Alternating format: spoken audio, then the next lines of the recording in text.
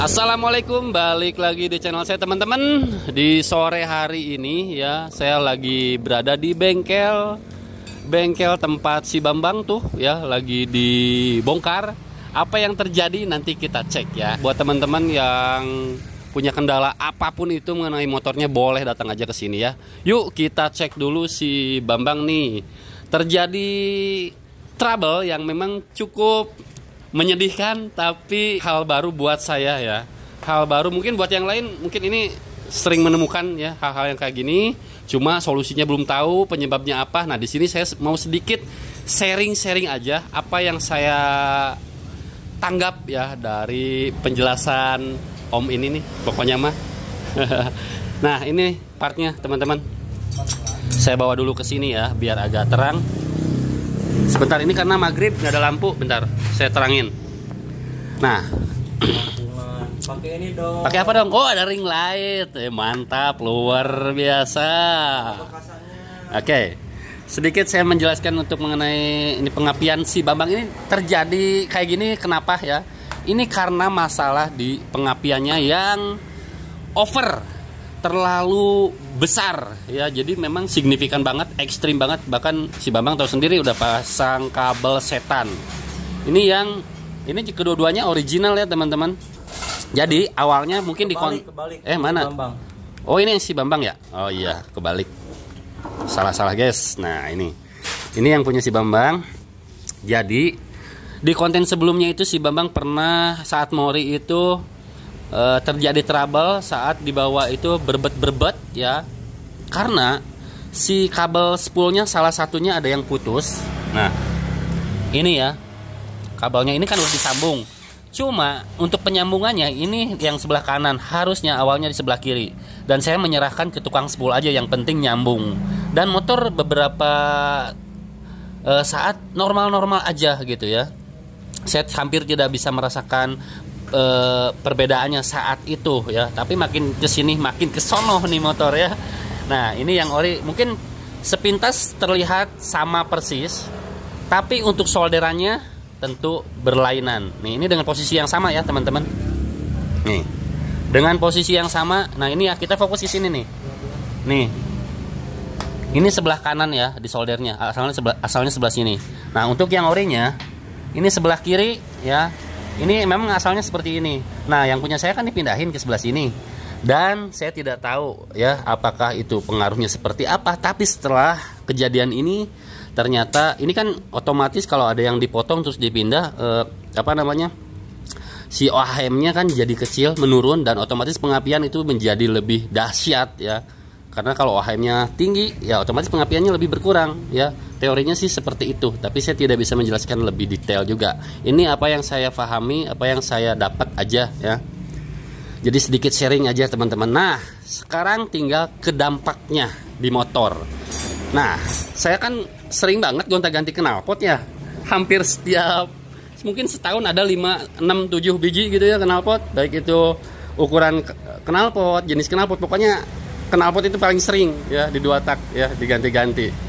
Nah kebetulan yang pas terakhir itu pakai knalpot ini. Sebenarnya di knalpot yang sebelumnya juga udah ngerasa kalau performa motor sedang tidak dalam performa terbaiknya gitu ya.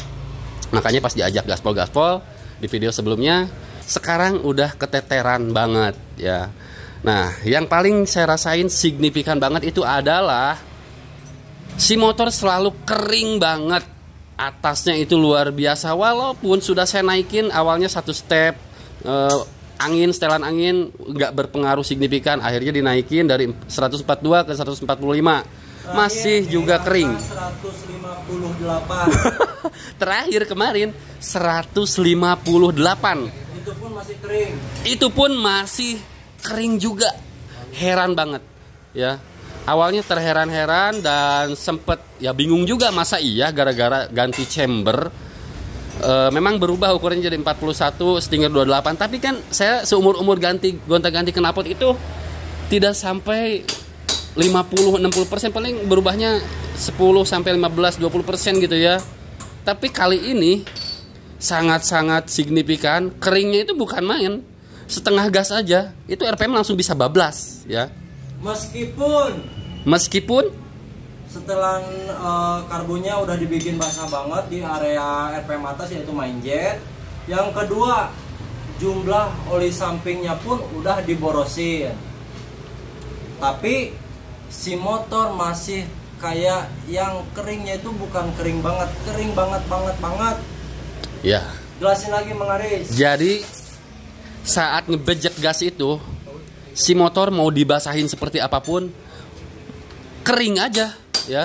Jadi efek dari ini nih ya, tersangka utamanya nih, gara-gara masalah spool ya, si kabelnya ini mungkin saat nyambung si tukangnya sempat dipotong pasti ya, lilitannya sedikit atau segimana, terus disambung lagi ya, dan bukan pada posisi awalnya seperti yang ini nih ya, yang bawaannya, dan itu sangat berpengaruh banget. Akhirnya kering banget motornya, nggak ketemu-temu settingannya, ngaco. Pokoknya terakhir pas dihidupin kemarin, udah lama nggak hidup, dihidupin RPM itu kayak karbu yang kekecilan gitu ya, pilot jetnya langsung naik ya, naik. Itu saya pikir gasnya kabur, ternyata bukan gas yang kabur, pengapiannya terlalu los ya. Ini bukan hal yang wajar di 2 tak teman-teman, bahaya banget. Bahkan mau kasih masukan? Boleh, silakan. Lebih geser timing pick up itu sekitar lebih dari 4 mili hasilnya. Soalnya kenapa bisa bikin lebur sehat? Timing pick up aja ditinggiin, ini masih lebih juga ya. Ini lebih dari yang geser pick up teman-teman. Makanya kondisi headnya mana ya? Sebentar saya ambil dulu ya teman-teman. Bentar Bang, head Bang. Nih kondisi headnya, knocking udah pasti ini ya. Nih bisa dilihat. Kasih tahu speknya dulu. Oh iya, untuk speknya ya. Coba Om, speknya gimana? Nah di sini aja dah. Untuk knocking biasanya itu hal-hal seperti ini tuh biasanya yang nggak pakai nut. Padahal ini nut udah dikasih 0,5 derajatnya pun ini kita kasih toleransi di angka 13, selisih 1 semili ya, 1 derajat ya. Tapi masih tetap kegerus. Karena apa? Karena sehernya ngelebur karena efek panas. Ini tuh udah paling aman. Kompresinya juga ini nggak terlalu besar. Mau dijelasin sama Mang Aris? Boleh. Sok, jelasin sama Mang Aris. Jadi intinya mungkin biar gampang aja nih ya, secara awam. Jadi kompresi saya memang udah naik, tapi tidak sangat signifikan naiknya juga. Tadi udah dijelasin ukurannya teman-teman ya. Ini kenapa bisa sampai baret-baret keruak begini? Nih karena knocking, itu karena muainya lumayan signifikan karena kepanasan si mesinnya. Dan sempet loss kompresi, karena pasti loss ya karena ada baret, dan itu menyebabkan si bandul jadi kompresinya jadi lebih lemah, otomatis lebih cepat, lebih kencang, dan akhirnya mau oli samping diborosin segimanapun tetap kepanasan, dan akhirnya piston muai nabrak ya, bukan nabrak busi ya, amit-amit kalau nabrak busi mungkin pistonnya bisa pecah ya. Dan untungnya keburu ketahuan ya. Nih untungnya nggak kemarin pas dibawa touring, waduh bahaya kalau dia bawa pas saat touring ya. Dan ini nggak tahu masih bisa ketolong atau enggak, nanti ini urusan mekanik saya ya teman-teman. Yang pasti dampaknya signifikan kayak gini ya. Untuk masalah bagi saya awalnya mungkin terlihat sepele, tapi ternyata ini jangan dianggap sepele ya. Untuk perihal spool ini, padahal cuma putus nyambungin aja doang, tapi nggak kayak gitu kalau kita lebih teliti ya. Dan hasilnya ya lumayan menyedihkan. Nanti kita cek untuk kondisi boring dan juga pistonnya ya teman-teman. Jadi ya kondisinya seperti ini si Bambang tuh, boringnya baru dilepas, kita cek. Padahal ini boringnya lumayan masih ya, tahu sendiri lah, waktu itu baru ganti juga, langsung di upgrade mesin ya. Mudah-mudahan ini masih ketolong, walaupun di sini ada sedikit. Sebentar saya ajak keluar dulu nih boringnya. Nah, ini kenapa ada baret, bahkan ada gompal di sebelah sini, itu dikarenakan nih serpihan-serpihan atau serbuk-serbuknya kan masuk ke gerus ya. Ya jadi ya kayak gini nih. Nah, ya kayak gitu. Pokoknya salam 5 juta ya, nih. Amit-amit ya. Tapi inilah yang dikhawatirkan oleh orang-orang yang seneng gaspol. Tapi untungnya ini gak lagi gaspol ya. Kondisinya malah lagi langsam-langsam aja. Bisa terjadi kayak gini teman-teman. Ngeri banget kan. Baret banget. Tapi ini nggak tahu masih ketolong atau enggak. Walaupun ini ketolong mungkin ya performanya tidak akan seperti video-video yang kemarin ya. Jadi ya is oke lah. Nanti kita coba diskusikan sama mekanik ya. Jadi ya sekarang lagi dicek-cek dulu teman-teman. Mudah-mudahan sih bisa dikasih solusi yang terbaik buat si Bambang ini. Karena ya siapa juga yang mau ya kejadian kayak gini. Tapi hal yang tidak diinginkan kepada siapapun bisa terjadi ya. Terutama saya memang tidak terlalu memahami masalah kelistrikan apalagi kayak gini, dan ini pun menyerahkan ke tukang spoolnya. Tapi saya tidak juga menyalahkan tukang spoolnya karena ya setiap orang punya persepsi berbeda ya teman-teman. Untuk hasilnya seperti apa kan ya namanya juga motor udah nggak standar, jadi ya beginilah ya teman-teman. Akhirnya si Bambang tumbang juga ya. Tuh bisa dilihat. Kita lihat pistonnya yuk. Kita lihat pistonnya nih kondisinya. Ngeri banget kan. Bisa dilihat kayak gini, buset dah. Sampai ini bukan baret halus, bukan apa-apa, ini gompal-gompal. Ngeri banget tuh. Ini piston masih B polos ya. Masih B polos. Ngeri sekali.